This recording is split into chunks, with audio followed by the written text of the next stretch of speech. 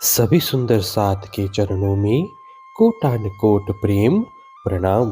सुंदर साथ जी, पिछली वीडियो में हमने श्री खिलवत ग्रंथ के प्रकरण 7 की 10 तक की चौपाई का पाठ पूर्ण किया। आज हम आगे की चौपाइयों का पाठ करेंगे। सुंदर साथ जी, अगर आपको यह वीडियो अच्छा लगे तो प्लीज़ लाइक करें और जो भी सुंदर साथ आपके साथ जुड़े हुए हो उन सबको भी यह वीडियो अवश्य शेयर करें। सुंदर साथ जी, जिन्होंने अब तक हमारे इस चैनल को सब्सक्राइब नहीं किया, वे प्लीज़ इस चैनल को सब्सक्राइब कर दें ताकि आने वाले नए वीडियो का नोटिफिकेशन आपको तुरंत मिल जाए। सक न पैदा फना की, सक न दोजक भिस्त, हिसाब ठौर की सक नहीं, सक न ठौर कयामत।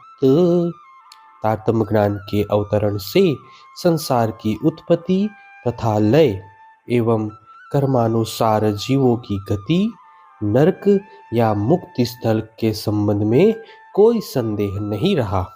इतना ही नहीं, सबके कर्मों का लेखा जोखा एवं आत्म जागृति के स्थान के विषय में भी कोई शंका नहीं रही।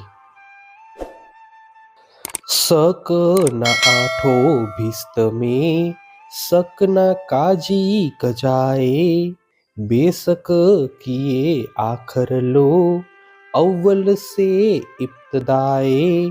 अब तो कुरान में वर्णित आठों मुक्ति स्थल तथा अंतिम समय में परमात्मा द्वारा न्यायाधीश बनकर न्याय करने के विषय में भी कोई संदेह नहीं रहा। इस प्रकार तारतम्य ज्ञान के अवतरण से आरंभ से लेकर अंत तक की सभी शंकाओं का निवारण हो गया है। क्यों कर मुर्दे उठ सी, क्यों होसी हक दीदार, क्यों कर हिसाब हुए सी, ये सब रूह अल्लाह खोले द्वार। कयामत के समय कब्रों से मुर्दे कैसे उठेंगे? कैसे सभी को न्यायाधीश बने हुए परमात्मा के दर्शन होंगे? परमात्मा कैसे सभी जीवों का लेखा जोखा अपने हाथ में लेंगे? इत्यादि कुरान के इन गूढ़ रहस्य का स्पष्टीकरण सतगुरु श्री देवचंद्र जी ने तारतम्य ज्ञान के द्वारा कर दिया है। केते दीन कयामत के, क्यों कयामत के निशान, ये सक कछुए ना रही, जो लिखी बीच कुरान। कयामत का समय कौन सा है और कयामत के चिन्ह क्या क्या हैं इत्यादि कुरान में उल्लेखित प्रसंगों के विषय में अब कोई संदेह नहीं रहा। सक ना दाबातल अर्ज की, सक न सूरज मगरब, बेसक हक कौल मोमिनो, रही न सक कोई अब। हे ब्रह्म आत्माओं, कयामत के लक्षणों में दाबातुल अर्ज का प्रकट होना, पश्चिम से सूर्य का उदय होना तथा परमात्मा द्वारा स्वयं न्यायाधीश बनकर आने के लिए ही दिए हुए वचन इत्यादि में अब कोई संदेह नहीं रहा। सक न आजुज माजुज की, आड़ी अष्ट धात दीवाल, लिखिया टूटेगी आखर, ये बेसक दूनी के काल। अब याजुज और माजुज के प्रकट होने के विषय में भी कोई संदेह नहीं रहा। जो अष्टधातु की बनी हुई दीवार को चाटेंगे, अंत में वह दीवार टूट जाएगी और संसार के सभी जीव काल के ग्रास बनेंगे इत्यादि कुरान के भविष्यवाणी के विषय में भी अब कोई संदेह नहीं रहा।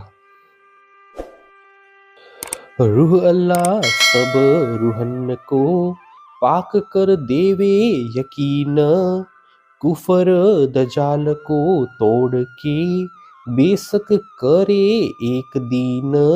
कुरान में यह भी उल्लेख है कि कयामत के समय सतगुरु श्री देवचंद्र जी सभी आत्माओं को तारतम्य ज्ञान से पवित्र कर उन्हें परमात्मा के प्रति विश्वास दिलाएंगे। संसार में फैले हुए अज्ञानता एवं अहंकार को मिटाकर सबकी भ्रांतियां दूर करेंगे और एक धर्म की स्थापना करेंगे। लियाया ईसा वास्ते मोमिनो बेशक बका न्यामत करे हक जात पर सेजदा इमाम मोमिनो इमामत। वस्तुतः सतगुरु यह संदेह निवारक तारतम्य ज्ञान रूपी संपदा ब्रह्म आत्माओं के लिए ही लेकर आए हैं। हे ब्रह्म आत्माओं, यही तो सतगुरु का गुरुत्व है कि वे सभी को एक परमात्मा पर नमन करवाते हैं। सक ना किसी अरस की, सक ना नूर मकान, सक ना बेचुन बेच गुन, सक ना चार आसमान। तारतम्य ज्ञान के प्रताप से अब किसी को भी परमधाम, अक्षरधाम, शून्य निराकार तथा चारों आसमानों के विषय में कोई संदेह नहीं रहा। कहूँ बेशक तिनका बेवरा, ना सुती मलकूत, सक ना आसमान जबरूत, ना सक आसमान लाहुत। इन चार आसमानों का विवरण इस प्रकार है। नासुत यानी मृत्युलोक, मलकुत यानी वैकुंठ लोक, जबरुत यानी अक्षरधाम तथा लाहुत यानी परमधाम। अब इनके विषय में भी संदेह नहीं रहा। हे सुंदर साथ जी, इसी के साथ श्री खिलवत ग्रंथ के प्रकरण 7 की 20 तक की चौपाई का पाठ पूर्ण हुआ। आगे की चौपाई का पाठ हम नेक्स्ट वीडियो में करेंगे। सुंदर साथ जी, अगर आपको यह वीडियो अच्छा लगा तो प्लीज़ लाइक, शेयर और सब्सक्राइब अवश्य कर दें। प्रणाम जी।